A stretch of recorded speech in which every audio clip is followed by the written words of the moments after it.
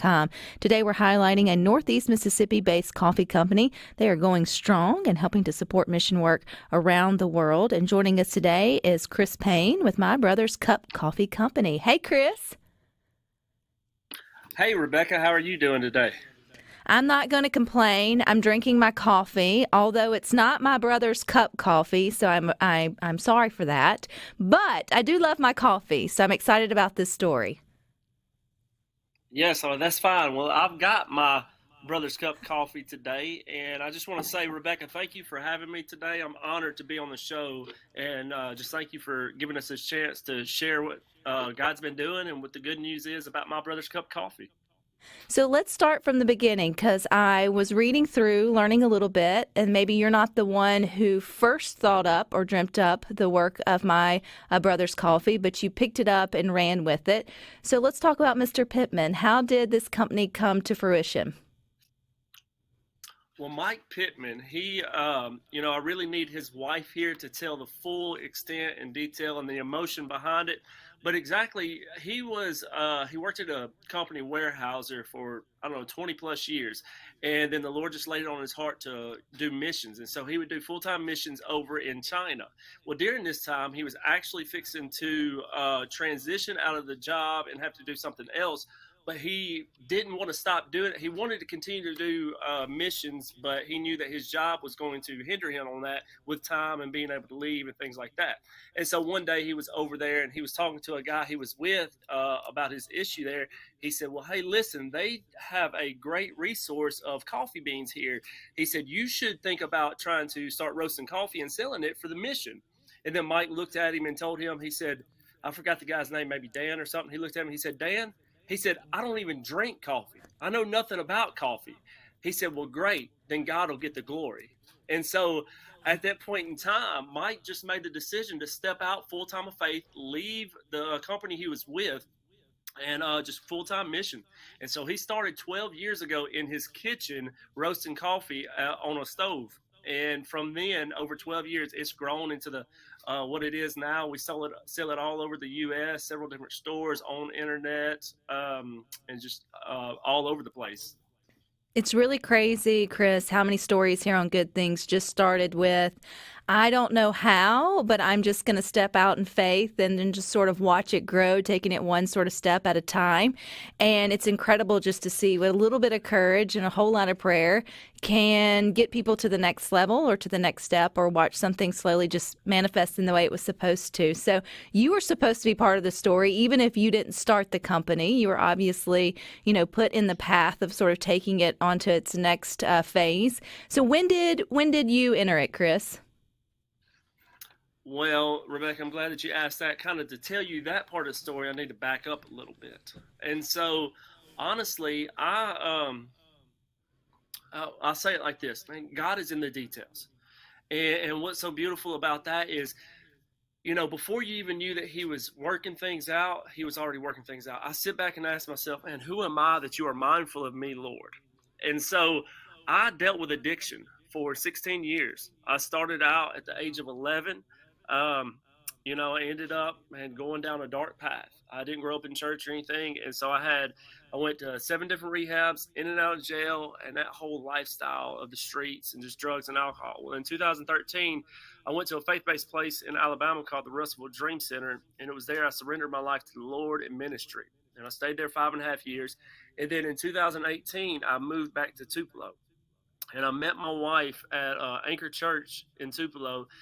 And me and her started dating. And as we were dating, see, she grew up, in church, a good girl. I grew up on the total opposite of the world, living a reckless lifestyle. And, God brought two opposites together for his glory. And so in that, we wanted to, have a godly relationship. I didn't know anything really about a godly relationship. I'd never been in one before, but I knew I wanted one. I wanted to do it the right way. And so we, at that point in time, wanted to find an older couple that we looked up to that could pour into us during our dating season. Well, that older couple was Mike and Kay Pittman, and we seen them at church, and they, just a team effort. They were full of integrity, full of character, just helping each other out. You didn't see Mike without Kay. You didn't see Kay without Mike. He didn't make a decision without her. They were a perfect unit of two becoming one. And so we said we want what they have. And so we just done life with them. They became our spiritual parents, poured into us during our dating season, during our marriage. We went out and done trips with them. And along the way, he was, of course, doing My Brother's Cup Coffee. We went and done some markets with him. And he had, probably about 2 years ago, he had asked me to come on board with him. And he showed me kind of how he does everything. And I think he also knew in the back of his mind eventually something was going to happen and he was going to need to pass it on or do something. I just wasn't able to at that time. And so fast forward to the summer of 2022 last year, I had a big transition going on in my life. The job I was at was fixing to get cut out from under me, and I didn't know exactly what I was going to be doing, but I knew the Lord was doing something. I knew He was transitioning and He was shifting some things. Well, during this transition, Mike Pittman, the founder, was in a big part of this transition. He I was actually a way out ministry. That's a ministry me and my wife have, and he was actually going to be on the board. Him and his wife, we were turning into a nonprofit, and so also he was wanting to put on a revival in Haleyville, Alabama. He wanted My Brother's Cup Coffee to sponsor it and a way out to put it on. So I was going to move forward with that. And then a third thing was there was an opportunity that came up in Double Springs, Alabama, for a lot of land for us to start a ministry on. And so Mike was a key player in that, and we were actually fixing to start a faith-based ministry out in Double Springs, Alabama. And so we go out there the last Thursday of June. We have this big meeting, me, Mike, several of my board members and things, and we were fixing to move forward with this vision that we felt was from the Lord. And so that was Thursday. Well, then that Sunday, we get the dreaded phone call that morning that Mike had unexpectedly passed away. And so at that point in time, me and my wife, we had done, determined we're fixing to move to Alabama and do this. So we sit back and we're like, Lord, what are you doing? Because Mike was a key factor in that. And so, of course, our hearts went out to Miss Kay. She's now widowed. And we said, hey, listen, we're here for you. We're in a transition ourselves. We're willing to do whatever you need. Is there any help, anything we can do?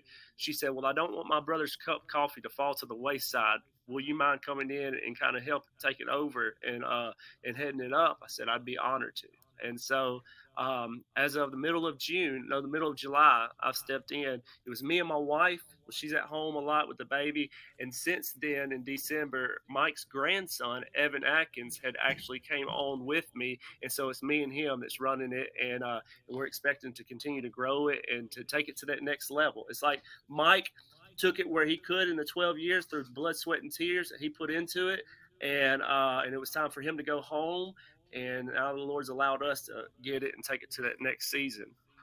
Man, Chris, I'm so grateful that you have had the courage to share your entire story with us here on Good Things. We are huge proponents and celebrators of recovery and showing that there is life after addiction in so many different ways. And didn't even know that little nugget was coming up, but it's just another reminder to families who also may be walking through a season with a loved one that, hey, look, there can be a beautiful story sort of at the end of that, and God can be working even when you don't necessarily see it. And He can always work around a good cup of coffee, which I think is something that brings so many together.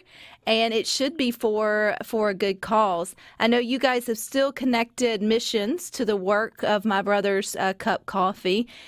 Are you still doing the missions overseas, which Mr. Pittman started, and transitioned to you and your wife's ministry, or is it now just the ministry of A Way Out? Well, no, so when COVID had hit, of course, it put a big damper on overseas missions as much. And so it kind of slowed down a whole lot. And we were still doing sending some over there because we had connections. Well, since Mike passed away, some of our other connections have also passed away as well. Well, we have recently got a new connection, I think, in India, and working on trying to partner up with them to continue the overseas missions. And because that was his heart, that was Mike's heart. He wanted to always do that and not be away from that. And so in that, hold on, I'm sorry, my phone just went off. That's okay, Chris. You just pause right there. We're going straight to a commercial break, and we'll go right back with Chris Payne, founder of My Brother's Cup Coffee, or now runner. Just head on over to SuperTalkTV.com. You'll see we're continuing our conversation with Chris Payne. He now runs My Brother's Cup Coffee Co. with, I guess, a co-runner too, Mr. Evans. Thanks to the work of Mr. Pittman, who started it out several years ago. So you guys are new to this sort of coffee business, but I'm sure you've seen the workings before. I'm always curious how it works because coffee beans don't grow in Mississippi. So you have to source them from somewhere and then roast them. So give us a little behind the scenes. How does My Brother's Cup Coffee make good coffee? Yes, well, I tell people this right here. When I came in here, I knew nothing about roasting coffee. I'm an avid coffee drinker, but knew nothing about roasting coffee. And the one person to train me and show me how to do it unfortunately passed away. So I had to kind of come in and through prayer and reaching out to people, kind of learn things on my own. So first off, we get the coffee in from 3 different countries. We have Papua New Guinea, Ethiopian, and Costa Rica. And so I didn't know this, and I don't know if I was just the last one to know or whatever, but coffee beans aren't originally brown. They're green when you first originally get them. And so I didn't know that. And so we get them in from the 3 different countries, and then we roast them. And the machine itself there's an art that goes back to that as well. But we got Chris back here on the line. Hey, Chris, sorry for the little bit of technical difficulties. You know, technology is great until it's not. But hey, we just pivot and roll with it, right? Exactly. So we'll just continue this over the phone, correct? Yes, sir. We'll just go with the old school way, the easiest way. So, yeah. So you get your beans green, and then where do you do the roasting there in Northeast Mississippi? We do it here in Fulton, Mississippi. And did you what was the last part you caught about getting the beans in? That's okay. That they're green. That they're green. That you may not recognize that they're green. Yeah. Okay. Well, once we get the beans in, of course, they're green. Well, we get them from 3 different countries, Costa Rican, Papua New Guinea, Ethiopian, and then we have to place it in the roaster to roast them. And it's an art to it. You got to have the right gas flow. You got to have the right airflow, right temperature to get it at the great tasting that you're looking for. And then once we roast all the beans, we put them together and we blend them together in our non-flavored coffee, which is like our base coffee, is called Relationship. And it's kind of like your breakfast blend, a medium roast. And the reason we call it Relationship, because what it is we're taking all 3 beans from all 3 countries, blending them together, and they form a relationship where they all come together. And so at that point in time, we bring it, and then we'll start flavoring what we need to flavor, grind what we need to grind. We'll pack it, we'll ship it, we'll sell it. All right. And so you're shelling it. You're not shelling it. That's peas. That's coming up this summer. We'll be doing that out of our gardens. But you're selling it. Where all can people get a cup of My Brother's Cup Coffee, Chris, here in Mississippi? Of course, they can always go online at mybrotherscup.com, but we also, lots of north here in Tupelo area, we got Neon Pig, Smith's Nursery, Walton's Greenhouse, Olive Press, Relics. We've got a new one in West Point, Columbus, for Gary's Pawn Shop. We've got in Corinth Gingers. We've got several. You can go to the website and go under Stockist, and it will show you all the different suppliers. We will definitely do that. We'll also link to it in our Good Things Facebook group too, Chris, that people can find a place near them, or if they want to purchase online, if they so choose. But I want to make sure we get to you and your wife's ministry, A Way Out. I think that's a wonderful thing that you guys are doing or had a heart for. So share with us what the mission of that organization is. Yes. So A Way Out is just basically, you know, like I told you earlier, I dealt with addiction for 16 years, and I was stuck in it for so long. And deep down, I wanted out of that, and I never knew of a way out. And then finally, I surrendered my life to the Lord.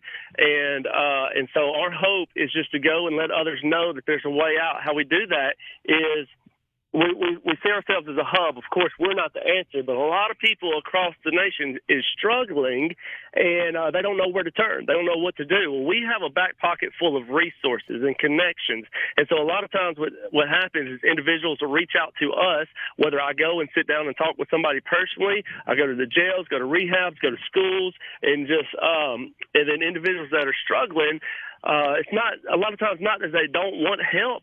A lot of times people don't know what help's available and don't know where to turn. And so they'll reach out to us. We'll work with families. We'll work with individuals themselves and help try to get them placed into a rehab or some type of help.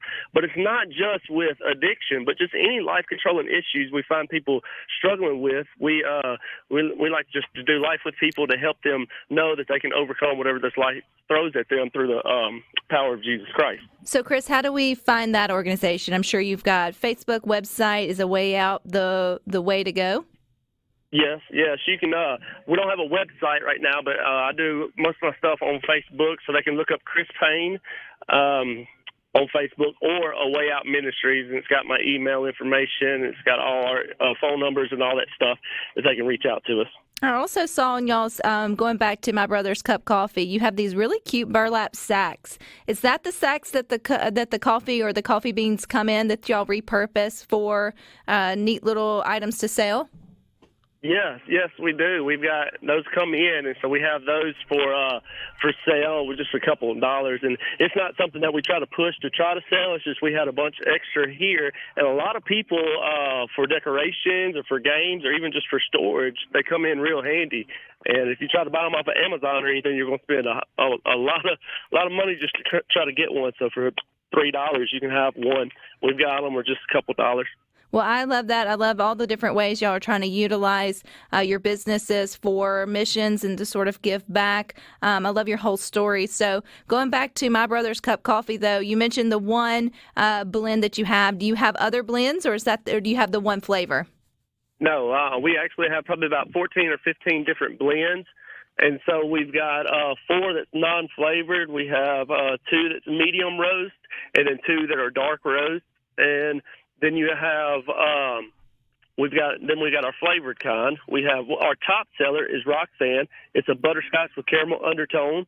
We have southern roasted pecan. We have sea salted caramel, vanilla, blueberry, confidence factor, which is like a chocolate covered cherry. We have hazelnut, and then we also have decaf. And that's another thing that me and Evan are desiring to do as we stepped in, is to bring in new blends and new types of coffee in. Well, I think the sky is the limit for you guys and where My Brother's Cup Coffee will go. Encourage everyone to go, like you on Facebook, find you online. Everybody who enjoys a cup of coffee, you can always use one more option in your cabinet to sort of, rotate through. There's enough coffee out there for all of us to, try a different one and support various organizations. But I appreciate your time, Chris. Let's keep in touch, and thank you. Yeah, and what I like to tell people, not only are you drinking locally roasted coffee, but the proceeds go to help further the missions and spread the gospel. But not only are we doing some overseas, but across the streets, like I said, with A Way Out, but we also give and partner with 8 Days of Hope. And what they do is when natural disaster takes place, they'll come in and send all volunteer basis, come in and help rebuild towns. And then we also do help support Transformation Garden. And what that is a ministry for sex trafficked women to come in and for 12 months be rehabilitated. And so those are some of the other missions and ministries that we help support as well. Such good stuff. Thanks, Chris. Stick with us. We got more for you up next.